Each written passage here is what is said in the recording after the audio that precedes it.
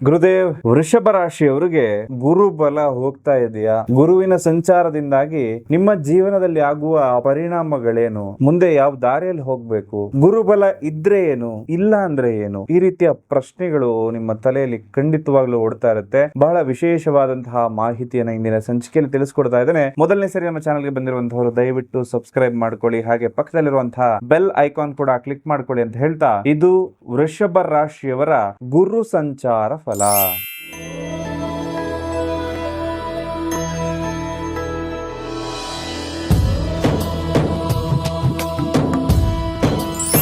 ನಿಮ್ಮ ರಾಶಿಗೆ ಗುರುಬಲ ಬರುತ್ತಾ ಅಥವಾ ಗುರುಬಲ ಬರೋದ್ರಿಂದ ಉಪಯೋಗ ಆಗೋದಾದ್ರೂ ಏನು? ನಮಗೇನಾದ್ರೂ ಒಳ್ಳೇದಾಗುತ್ತಾ? ಈ ರೀತಿಯಾಗಿರ್ತಕ್ಕಂತಹ ಪ್ರಶ್ನೆಗಳು ಬಹುತೇಕ ಜನರನ್ನ ಕಾಡ್ತಾ ಇರುತ್ತೆ. ಖಂಡಿತವಾಗ್ಲೂ ಈ ಪ್ರಶ್ನೆಗಳೆಲ್ಲದಕ್ಕೂ ಕೂಡ ಉತ್ತರವನ್ನ ಕೊಡೋಣ. ಹಾಗೆ ಈ ಗುರು ಅಂತಕ್ಕಂತ ಗ್ರಹ ಏನಿದೆ, ಬೃಹಸ್ಪತಿ ಅಂತಾನು ಹೇಳ್ತಾರೆ, ಇವತ್ತಿಗೆ ಮಿಥುನ ರಾಶಿಯಲ್ಲಿ ಇರ್ತಕ್ಕಂಥದ್ದು ಜೂನ್ 2ನೇ ತಾರೀಕು ಕರ್ಕಾಟಕ ರಾಶಿಯ ಪ್ರವೇಶವನ್ನ ಮಾಡುತ್ತೆ.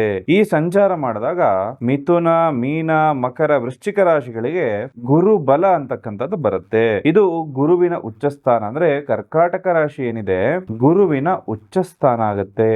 ಉಚ್ಚ ಸ್ಥಾನ ಅಂದ್ರೆ ಗುರು ಅಲ್ಲಿ ತುಂಬಾ ಸ್ಟ್ರಾಂಗ್ ಆಗಿರುವಂತಹ ರಿಸಲ್ಟ್ ಗಳನ್ನ ನಮಗೆ ನೀಡುತ್ತಾನೆ ಅಂತಕ್ಕಂಥ ಮಾತನ್ನ ಹೇಳಬಹುದು. ಹಾಗೆ ಈ ಗುರು ಕರ್ಕಾಟಕ ರಾಶಿಯಲ್ಲಿ ಯಾವತ್ತಿನವರೆಗೂ ಇರ್ತಾನಂದ್ರೆ ನವೆಂಬರ್ 1ನೇ ತಾರೀಕಿನವರೆಗೂ ಇರುವಂತದ್ದು ಮಾತ್ರ.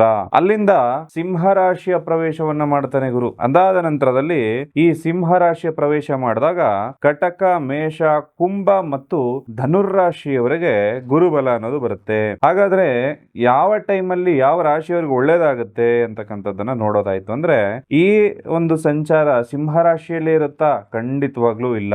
ಮತ್ತೆ ಅದರ ಬದಲಾವಣೆ ಆಗುತ್ತೆ. 2027 ಜನವರಿ 25ಕ್ಕೆ ಮತ್ತೆ ಕರ್ಕಾಟಕ ರಾಶಿಗೆ ಹಿಂಚಲನೆ ವಕ್ರವಾಗಿ ಬರುವಂತದ್ದಿರುತ್ತೆ.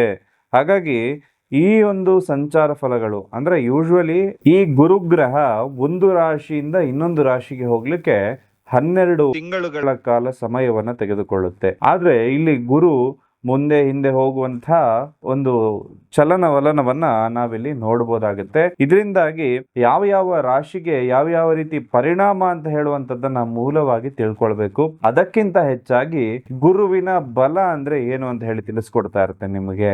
ಎಲ್ರಿಗೂ ಕೂಡ ಗುರುಬಲ ಅನ್ನೋದು ಬೇಕು. ಆದ್ರೆ ಗುರುಬಲ ಅಂದ್ರೆ ಏನು ಅಂತ ಹೇಳಿ ಬಹುತೇಕ ಜನರಿಗೆ ಗೊತ್ತೇ ಇರೋದಿಲ್ಲ. ಗುರುಬಲ ಇದ್ದಾಗ ಏನಾಗುತ್ತೆ, ಏನು ಉಪಯೋಗಪ್ಪ ಗುರುಬಲದ್ದು? ನನ್ನ ಜೀವನದಲ್ಲಿ ಅದೇ ತರ ಇದೆಯಲ್ಲಪ್ಪ, ಗುರುಬಲ ಇದ್ದಾಗ ಏನು ಉಪಯೋಗ? ಈ ರೀತಿ ಪ್ರಶ್ನೆಗಳು ಬಹುತೇಕ ಜನರ ಮನಸ್ಸಲ್ಲಿ ಬರುವಂತದ್ದು ಸಹಜ. ಓಕೆ, ಮನುಷ್ಯನಿಗೆ ಒಂದು ಗುರಿ ಜೊತೆಗೆ ಒಂದು ಗುರು ಅನ್ನೋದು ಇರಬೇಕು ಜೀವನದಲ್ಲಿ. ಯಾವುದೇ ಒಬ್ಬ ವ್ಯಕ್ತಿಗಾದ್ರೂ ಕೂಡ ಒಂದು ಗೋಲ್ ಅನ್ನೋದಿರಬೇಕು.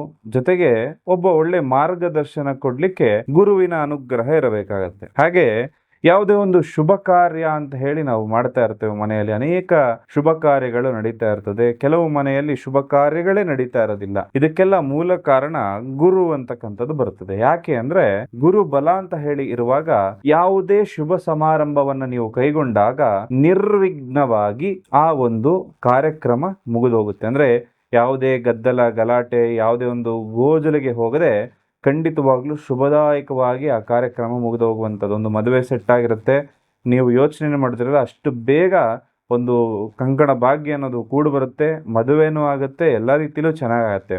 ಇದು ಗುರುಬಲ ಇದ್ದಾಗ ಮಾತ್ರ ಆಗುವಂಥದ್ದು. ಇನ್ನ ಒಂದು ಮನೆ ಕಟ್ಟುವಂತಹ ಯೋಗ, ಮನೆ ಒಂದು ಗೃಹ ಪ್ರವೇಶ ಮಾಡುವಂತಹ ಯೋಗ, ಎಲ್ಲವೂ ಬರಲಿಕ್ಕೆ ಈ ಗುರುವಿನ ಸಂಚಾರ, ಗುರುವಿನ ಬಲ ಅಂತಕ್ಕಂಥದ್ದು ಬಹುತೇಕ ಮುಖ್ಯ ಆಗುತ್ತೆ. ಅದರಿಂದಾಗಿ ಯಾವುದೇ ಒಂದು ವಿಘ್ನವಿಲ್ಲದೆ ಕೆಲಸ ಕಾರ್ಯಗಳಾಗುವಂಥದ್ದು. ಗುರುಬಲ ಇಲ್ಲ ಅಂದ್ರೆ ಏನಾಗುತ್ತೆ? ಹಾಗಾದ್ರೆ ಗುರುವಿನ ಒಂದು ಅನುಗ್ರಹವೇ ಇಲ್ಲ ಅಂದ್ರೆ ಏನಾಗುತ್ತೆ? ಅಥವಾ ಗೋಚಾರ ಫಲದಲ್ಲಿ ಗುರು ನಮ್ಮ ರಾಶಿಗೆ ಲಗ್ನಕ್ಕೆ ಒಂದು ಬಲವನ್ನ ಕೊಡ್ತಾ ಇಲ್ಲ ಅಂದ್ರೆ ನಾವೇನು ಮಾಡಬೇಕು ಅಂತಂದ್ರೆ, ಅದಕ್ಕೆ ಬಹಳ ವಿಶೇಷವಾಗಿರೋ ಪರಿಹಾರಗಳಿರುತ್ತೆ. ಗುರು ಬಲ ಇಲ್ಲ ಅಂದ್ರೆ ಏನಾಗತ್ತಪ್ಪ ಅಂತಂದ್ರೆ, ಒಂದು ಮದುವೆ ಅಂತಕ್ಕಂಥದ್ದು ಸೆಟ್ ಆಗಿರುತ್ತೆ, ನೂರಾರು ಕಾರಣಗಳಿಂದ ಆ ಮದುವೆ ನಿಂತು ಹೋಗುವ ಪರಿಸ್ಥಿತಿವರೆಗೂ ಕೂಡ ಬಂದು ಬಿಡ್ಬೋದು. ಇನ್ನೊಂದು ಗೃಹ ಪ್ರವೇಶ ಮಾಡಬೇಕು ಅಂತ ಹೇಳಿ ದಿನ ಎಲ್ಲ ನಿರ್ಧಾರ ಮಾಡಿರ್ತೀರಿ, ಗುರುಬಲ ಇರೋದಿಲ್ಲ, ಆ ಒಂದು ಡೇಟ್ಗೆ ಸರಿಯಾಗಿ ಮನೆ ಕಂಪ್ಲೀಷನ್ ಆಗೋದಿಲ್ಲ, ಅಥವಾ ಸೂತಕದಂತಹ ಒಂದಷ್ಟು ಕಾರ್ಯಗಳು ಬಂದು ಆ ಡೇಟ್ ಮುಂದೆ ಹೋಗುವಂತಹ ಸಾಧ್ಯತೆ ಕೂಡ ಗುರು ಬಲ ಇಲ್ಲದಿರುವಂತಹ ಸಂದರ್ಭದಲ್ಲಿ ಆಗುವಂತದ್ದಾಗತ್ತೆ. ಈ ಗುರುಬಲ ಯಾವುದಕ್ಕೆಲ್ಲ ಬೇಕು ಅಂದ್ರೆ ನಿಮಗೆ ಒಂದು ಪ್ರಮೋಷನ್ ತಗೊಳ್ಳಿಕ್ಕೆ ಕೆಲಸ ಕಾರ್ಯದಲ್ಲಿ, ಅಥವಾ ಒಂದು ಹೊಸ ಬಿಸ್ನೆಸ್ ಅನ್ನ ಸ್ಟಾರ್ಟ್ ಮಾಡಲಿಕ್ಕೆ, ಹಾಗೆ ಒಂದು ಮದುವೆ ಅಂತಕ್ಕಂಥದ್ದನ್ನ ಆಗ್ಲಿಕ್ಕೆ, ಗೃಹ ಪ್ರವೇಶವನ್ನ ಮಾಡಲಿಕ್ಕೆ ಈ ಗುರುವಿನ ಬಲ ಅಂತಕ್ಕಂಥದ್ದು ಖಂಡಿತವಾಗ್ಲೂ ಕೂಡ ಪ್ರತಿಯೊಬ್ಬರ ಮೇಲೂ ಕೂಡ ಇರಬೇಕು. ಬಹಳ ಜನರು ಕೂಡ ಈ ಪ್ರಶ್ನೆಗೆ ಉತ್ತರವನ್ನು ಕಂಡುಕೊಳ್ಳದೆ ಗುರುಬಲ ಇದೆಯಾ ಇಲ್ವಾ ಅಂತ ಹೇಳಿ ಬಹಳ ಕನ್ಫ್ಯೂಷನ್ ಅಲ್ಲಿ ಇರ್ತಾರೆ. ಈಗ ನಿಮಗೆ ಅರ್ಥ ಮಾಡ್ಕೊಂಡಿರ್ತೀರಿ, ದಿನನಿತ್ಯದ ಜೀವನ ಮಾಡಲಿಕ್ಕೆ ನಮಗೆ ಗುರುಬಲದ ಅವಶ್ಯಕತೆ ಇಲ್ಲ. ಆದ್ರೆ ಶುಭ ಕಾರ್ಯಗಳಲ್ಲಿ ನಿರ್ವಿಘ್ನವಾಗಿ ಕಾರ್ಯಗಳು ನೆರವೇರ್ಲಿಕ್ಕೆ ಗುರುವಿನ ಬಲ ಬೇಕಾಗುತ್ತೆ. ಗುರುಬಲ ಇಲ್ಲದವರು ಏನ್ ಮಾಡಬೇಕು, ಅಥವಾ ಗುರುಬಲ ಪಡ್ಕೊಳ್ಳಿಕ್ಕೆ ಏನ್ ಮಾಡಬೇಕು ಅಂದ್ರೆ, ಯಾವುದೇ ಒಂದು ಕಮರ್ಷಿಯಲ್ ಅಂತ ಅನ್ಕೊಳ್ಳಕ್ ಹೋಗ್ಬಾರ್ದು. ಅದು ನಿಮ್ಮ ಒಳಿತಿಗಾಗಿ ಸೂಚಿಸ್ತಾ ಇರುವಂತಹ ಪರಿಹಾರಗಳಾಗಿರುತ್ತೆ. ಮುಖ್ಯವಾಗಿ ಗುರು ಬೀಜ ಮಂತ್ರವನ್ನ ನೀವು ಪ್ರತಿನಿತ್ಯ ಜಪ ಮಾಡ್ಕೊಳ್ಬಹುದು. ಗುರು ಇದರಿಂದ ಸ್ಟ್ರಾಂಗ್ ಆಗ್ತಾ ಹೋಗುತ್ತೆ. ಜೊತೆಗೆ ಗುರುವಾರದ ದಿನ ಹಳದಿ ವಸ್ತ್ರವನ್ನು ಧರಿಸುವಂಥದ್ದು ಕೂಡ ಗುರುವನ್ನ ಸ್ಟ್ರಾಂಗ್ ಮಾಡ್ತಕ್ಕಂಥದ್ದು. ಜೊತೆಯಲ್ಲಿ ಗುರುವಿನ ಅಂಶವುಳ್ಳಂತಹ ವಿಶೇಷವಾದ ಮಣಿಗಳನ್ನ ನಿಮ್ಮ ಎಡಗೈಯಲ್ಲಿ, ಎಡ ಹಸ್ತದಲ್ಲಿ ನೀವು ಧರಿಸ್ಕೊಳ್ಳಬೇಕಾಗುತ್ತೆ. ಇದು ಹಳದಿ ಮಣಿಗಳು ಪ್ಯೂರೆಸ್ಟ್ ಫಾರ್ಮಲ್ ಇರುತ್ತೆ. ಬಹಳಷ್ಟು ನಿಮ್ಗೆ ಆನ್ಲೈನಲ್ಲಿ ಸಿಗುವಂಥದ್ದು ಯೆಲ್ಲೋ ಕಲರ್ ಇರುತ್ತೆ, ಬಟ್ ಅದು ಬರೀ ಒಂದು ಗ್ಲಾಸ್ ಆಗಿರುತ್ತೆ.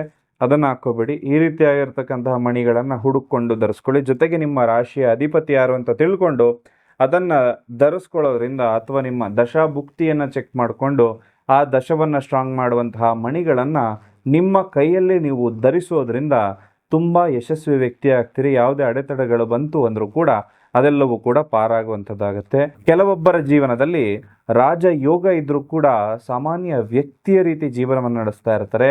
ಇನ್ನು ಕೆಲವರ ಜೀವನದಲ್ಲಿ ಯಾವುದೇ ಯೋಗ ಇಲ್ಲದಿದ್ರೂ ಕೂಡ ದಿನದಿಂದ ದಿನಕ್ಕೆ ಅವರ ಅಭಿವೃದ್ಧಿ ಅಂತಕ್ಕಂಥದ್ದು ಆಗ್ತಾ ಇರುತ್ತೆ. ಅದಕ್ಕೆ ಮೂಲ ಕಾರಣ ನನಗೆ ಯಾವ ರಾಶಿ, ಯಾವ ನಕ್ಷತ್ರ ಅಂತ ಹೇಳಿ ನೋಡಿಕೊಂಡು ನಾವು ಯಾವ ಕೆಲಸ ಮಾಡಿದ್ರೆ ಸಕ್ಸಸ್ ಆಗ್ತೀವಿ ಅಂತ ಹೇಳಿ ತಿಳ್ಕೊಂಡು ಆ ಕೆಲಸವನ್ನು ನಾವು ಮಾಡಬೇಕಾಗತ್ತೆ. ನಮಗೆ ಅದೃಷ್ಟ ಕೊಡುವಂತಹ ಸಂಖ್ಯೆಯನ್ನು ನಾವು ಬಳಸಬೇಕಾಗತ್ತೆ. ನಿಮಗೆ ಅದೃಷ್ಟ ಕೊಡುವಂತಹ ಹೆಸರನ್ನು ನೀವು ಇಟ್ಕೊಂಡಾಗ ತುಂಬಾ ಯಶಸ್ವಿ ವ್ಯಕ್ತಿ ನೀವು ಆಗ್ತೀರಿ. ಗುರುವು ನಿಮ್ಮ ರಾಶಿಯಿಂದ 3ನೇ ಮನೆ ಅಂದ್ರೆ ಕರ್ಕಾಟಕ ರಾಶಿಯ ಪ್ರವೇಶ ಮಾಡುವಂತದ್ದು. ಇದು ಗುರುವಿನ ಉಚ್ಚ ಸ್ಥಾನ ಅಂತಾನು ಹೇಳ್ತದೆ. ಗುರುಗ್ರಹ ಬಂದು ಬಹಳ ವಿಶೇಷವಾಗಿ ಪುನರ್ವಸು, ಪುಷ್ಯ ಮತ್ತು ಆಶ್ಲೇಷ ನಕ್ಷತ್ರದಲ್ಲಿ ಸಂಚಾರ ಮಾಡುವಂತದ್ದು. ಈ ವಿಶೇಷವಾದಂತಹ ಫಲ ಯಾವ ರೀತಿ ನಿಮಗೆ ಇರುತ್ತೆ, ಯಾವ ತರ ಒಂದು ಸಮಸ್ಯೆಗಳು ಅಥವಾ ಯಾವ ತರ ಒಂದು ಫಲಿತಾಂಶವನ್ನ ನಿಮಗೆ ನೀಡುತ್ತೆ ಅಂತ ಹೇಳೋದಾಯ್ತು ಅಂದ್ರೆ, ನವೆಂಬರ್ 1ನೇ ತಾರೀಕಿಂದ ಜನವರಿ 25ನವರೆಗೂ ಕೂಡ ತಾತ್ಕಾಲಿಕವಾಗಿ ಸಿಂಹರಾಶಿಯಲ್ಲೂ ಕೂಡ ಗುರುವಿನ ಸಂಚಾರ ಆಗುವಂತದ್ದಾಗುತ್ತೆ. ಈ ಒಂದು 3ನೇ ಮನೆಯ ಪ್ರವೇಶ ಆಗುವಂತದ್ದು ಇದು ಅಲೆದಾಟವನ್ನ ಸೂಚನೆ ಮಾಡಬಹುದು, ಅಥವಾ ನಿಮ್ಮ ಒಂದು ಸಿಬ್ಲಿಂಗ್ಸ್ ಅದಕ್ಕೂ ಕೂಡ ಒಂದಷ್ಟು ಸಮಸ್ಯೆಯನ್ನ ಕೊಡಬಹುದು. ಅಂದ್ರೆ ನಿಮ್ಮ ಅಣ್ಣ ತಮ್ಮಂದ್ರ ಜೊತೆ ಸ್ವಲ್ಪ ತೊಂದರೆಗಳು ಕೂಡ ಆಗ್ಬೋದು. ಅಹಂಕಾರ ಅನ್ನೋದು ನಿಮ್ಮಲ್ಲಿ ಜಾಸ್ತಿ ಆಗ್ಬೋದು. ಓವರ್ ಕಾನ್ಫಿಡೆನ್ಸ್ ಇಂದ ತೊಂದರೆ ಆಗ್ಬೋದು. ತಪ್ಪು ನಿರ್ಧಾರಗಳನ್ನು ತೆಗೆದುಕೊಳ್ಳುವಂತಹ ಸಾಧ್ಯತೆ ಬರುತ್ತೆ. ಕಿರಿಯ ಸಹೋದರ ಸಹೋದರಿ ಜೊತೆಗೆ ಒಂದಷ್ಟು ಮನಸ್ತಾಪ ಆಗುವಂತಹ ಸಾಧ್ಯತೆ ಬರುತ್ತೆ. ಸೋದರ ಮಾವನ ಆರೋಗ್ಯದಲ್ಲಿ ತೊಂದರೆ ಆಗುವಂತಹ ಸಾಧ್ಯತೆ ಕೂಡ ಈ ಒಂದು ಸಂಚಾರದಿಂದ ಬರುತ್ತೆ. ಹಾಗೆ ಇಲ್ಲಿ ಗುರು 7ನೇ ಮನೆ ಸ್ವಲ್ಪ ದೃಷ್ಟಿ ಇರೋದ್ರಿಂದ ಮದುವೆಗಾಗಿ ಕಾಯ್ತಾ ಇರೋರಿಗೆ ಶುಭ ಸುದ್ದಿ ಬರುತ್ತೆ. ಪಾಲುದಾರಿಕೆ ಅಂದ್ರೆ ಪಾರ್ಟ್ನರ್ಶಿಪ್ ಬಿಸ್ನೆಸ್ ಏನಾದ್ರು ಮಾಡಬೇಕು ಅನ್ಕೊಂಡಿದ್ರೆ ಸ್ವಲ್ಪ ಒಂದು ಶುಭ ಸಂದರ್ಭ ಅಂತ ಹೇಳಿದಾನೆ. ಹಾಗೆ 9ನೇ ಮನೆ ಭಾಗ್ಯಸ್ಥಾನ ತಂದೆಯ ಆರೋಗ್ಯವನ್ನ ಸುಧಾರಿಸುತ್ತೆ. ಮೇಲಧಿಕಾರಿಗಳಿಂದ ಒಂದಷ್ಟು ಪ್ರಶಂಸೆ ಅಂತಕ್ಕಂಥದ್ದು ಪ್ರಾಪ್ತಿಯಾಗುತ್ತೆ. ಇನ್ನು ಉದ್ಯೋಗ ಮತ್ತು ಶಿಕ್ಷಣದ ಬಗ್ಗೆ ಹೇಳಬೇಕು ಅಂದ್ರೆ, ವರ್ಗಾವಣೆ ಬಯಸ್ತಾ ಇರುವಂತಹ ಸರ್ಕಾರಿ ನೌಕರರಿಗೆ ಇಷ್ಟವಾದ ಕಡೆ ವರ್ಗಾವಣೆಯಾಗುವಂತಹ ಸಾಧ್ಯತೆ ಬರುತ್ತೆ.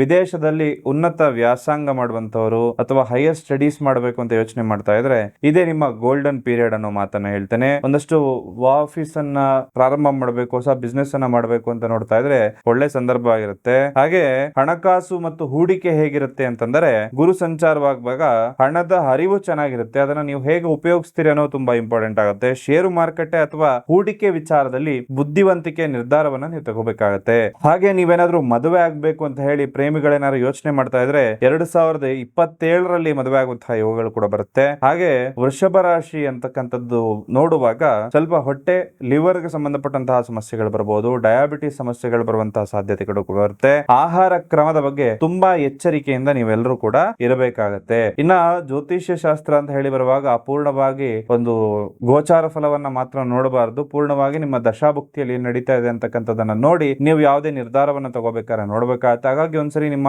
ಜಾತಕವನ್ನ ಪೂರ್ಣವಾಗಿ ಪರಿಶೀಲನೆ ಮಾಡ್ಕೊಳ್ಳಿ. ಇದರಿಂದಾಗಿ ಪೂರ್ಣವಾಗಿ ನಿಮಗೆ ಶುಭವಾಗುತ್ತೆ. ನೀವು ಅನ್ಕೊಂಡಿರೋ ಕೆಲಸ ಕಾರ್ಯಗಳೆಲ್ಲವೂ ಕೂಡ ನೆರವೇರ್ಲಿ ಅಂತ ಹೇಳಿ ಭಗವಂತನಲ್ಲಿ ಪ್ರಾರ್ಥನೆಯನ್ನ ಮಾಡ್ತಾ ಸರ್ವೇ ಜನಃ ಸುಖಿನೋ ಭವಂತು.